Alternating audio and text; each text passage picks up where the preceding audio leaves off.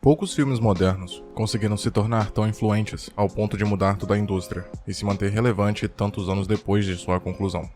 Talvez o segredo do sucesso seja o teor e temas filosóficos sobre a natureza do poder, livre-arbítrio, determinismo, propósito, causalidade, crença e controle sistêmico, que se encontra entre uma e outra cena empolgante de ação. Curiosamente, o maior desafio na hora de destrinchar esses filmes é justamente o fato de seus temas e referências não estarem perfeitamente entrelaçados à narrativa.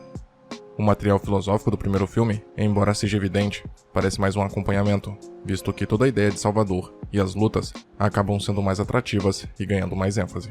E com as continuações, parece que tudo que havia sido estabelecido como fundamental é subvertido ou reivindicado, como se esse universo já não fosse mais o mesmo, dificultando uma percepção mais ampla e destoante daquela que o longa original oferecia.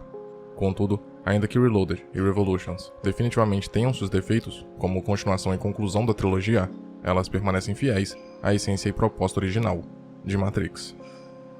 Em sua primeira camada, Matrix conta a história de um jovem que está insatisfeito com sua realidade, um sujeito comum que sente que há algo de estranho no mundo. O público pode facilmente se relacionar com Thomas Anderson, ainda mais porque a vida da maioria das pessoas é difícil, cheio de trabalhos tediosos e responsabilidades. Quando se transforma em Neo, o protagonista passa de um hesitante e receoso indivíduo para salvador da humanidade. Isso proporciona, ainda que de maneira imperceptível, uma sensação de esperança ao espectador, como se qualquer um fosse capaz de conquistar um destino além do medíocre, alcançando assim a grandeza. É uma catarse, uma libertação do cotidiano tedioso e controlador. O arquétipo do herói é um tema comum em todas as formas de entretenimento e é por isso que Matrix se conecta com a maioria dos espectadores. É uma estrutura simples, mas extremamente eficaz se a intenção é construir um personagem cativante por sua trajetória de derrota ou inexperiência inicial, se transformando em meio a uma realidade nova em um verdadeiro exemplo a se seguir. Tudo começa com a partida do protagonista. É comumente neste momento que os personagens são apresentados e o mundo se estabelece como normal demais, enfadonho até, mas em um dado momento ocorre o chamado para a aventura, ou a ruptura do cotidiano. Algo anômalo, um crime, um acidente, uma briga, qualquer coisa vista como incidente que acontece com o protagonista e o obriga a seguir uma aventura. Em seguida, o herói passa por uma porta metafórica ou literal e entra no mundo extraordinário, onde encontrará novos personagens que serão decisivos em sua jornada. Ao final, normalmente o herói retorna ao mundo comum, para a normalidade da vida, mas as coisas jamais voltarão a serem iguais ou as mesmas do início. A jornada mudou o herói ou sua percepção da realidade para sempre. O filme de 99 termina com Neo enviando um aviso às máquinas inimigas e depois voando para o céu como um super-homem. O arco do personagem foi concluído de forma satisfatória e categórica. O protagonista foi de um indivíduo comum a um herói. Venceu seus inimigos, evoluiu em mentalidade, aceitou seu destino, foi recompensado com poderes, conquistou a garota e deixou o público com expectativas do que vinha a seguir, visto que sua história ainda não tinha terminado. Mas algo que quase ninguém esperava era que o herói, que aprendemos a gostar e nos afeiçoamos principalmente por ser o salvador da humanidade, era uma criação das máquinas. As duas sequências, Reloaded e Revolutions, foram feitas para desconstruir o que havia sido estabelecido como fato no primeiro filme, basicamente para subverter as expectativas do público, mas a intenção não era simplesmente revelar que as máquinas eram uma ameaça maior do que inicialmente parecia, e sim destruir a estrutura arquetípica da jornada do herói. A esperança criada com o conceito de resistência, Zion e o escolhido se desfaz com a descoberta de que aquele que conseguia superar as adversidades, tidas como insuperáveis, era uma criação do inimigo. Faz parte do sistema de controle. No momento em que o arquiteto revela que Neo era uma anomalia da equação e que outros existiram antes dele, tudo o que o tornava especial, incluindo sua conexão com o público, se foi. Não enfrentamos uma mudança de paradigmas, mas sim um aniquilamento da estrutura narrativa antes estabelecida pelo enredo. É como se estivéssemos entrando em um território desconhecido com as sequências. Reloaded e Revolutions acabaram afetando negativamente seus espectadores, que passaram a se sentir perplexos e até enganados. O modo exageradamente rebuscado e calmo, como o arquiteto fala, também contribuiu para essa percepção do público, com alguns até interpretando a cena como uma manifestação de uma suposta superioridade intelectual ostentada pelas diretoras. Reloaded e Revolutions foram e são rotuladas como continuações desastrosas, mas se analisarmos objetivamente e procurarmos compreender do que se trata realmente Matrix, essa desconstrução narrativa faz total sentido e pode até ser necessária. Em Reloaded, o agente Smith diz que foi libertado de sua programação como resultado de sua aparente destruição por Neo no filme original. Normalmente, quando um programa não tem mais um propósito, ele deve ir para um lugar chamado a Fonte, onde será deletado. Mas ser liberto de sua programação também significou que Smith, de repente, tinha livre-arbítrio.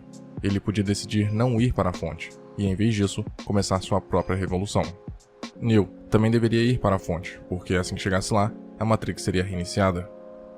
No final do último filme, ele vai para a Cidade das Máquinas e quando se permite ser assimilado por Smith, Neo inconscientemente se conecta à fonte, que o deleta. Esse desfecho é um aceno à inevitabilidade do sistema determinístico criado pelo arquiteto.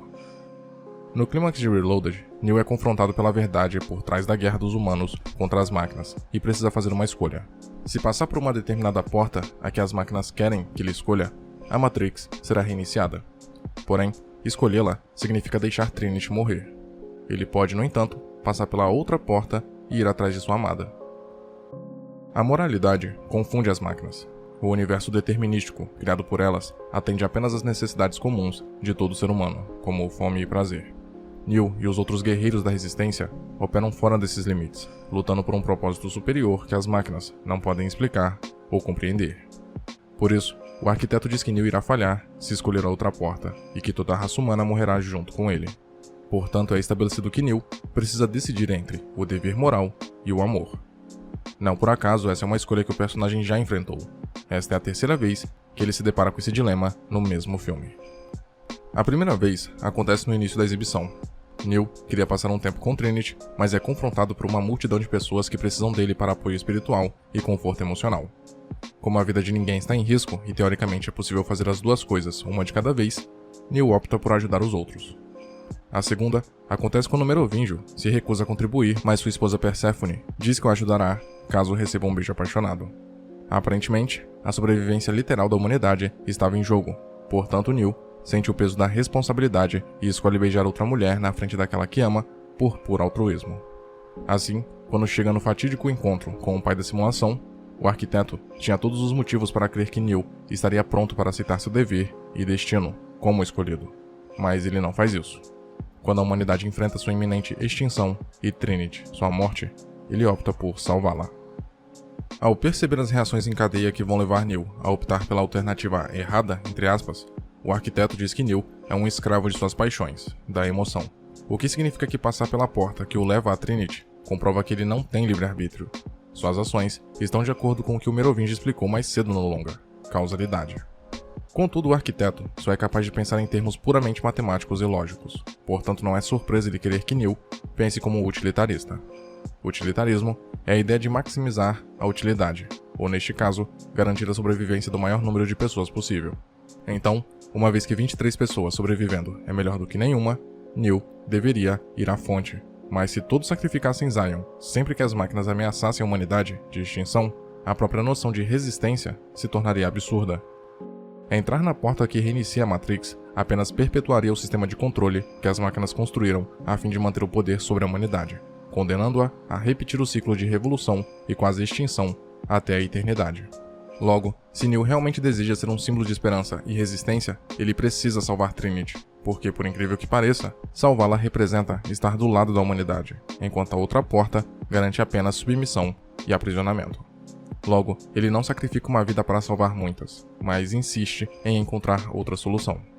Isso incomoda o arquiteto e principalmente o Deus Ex Machina, porque Neo está agindo por princípio, fazendo algo que está fora das ações de interesse esperadas pelas máquinas.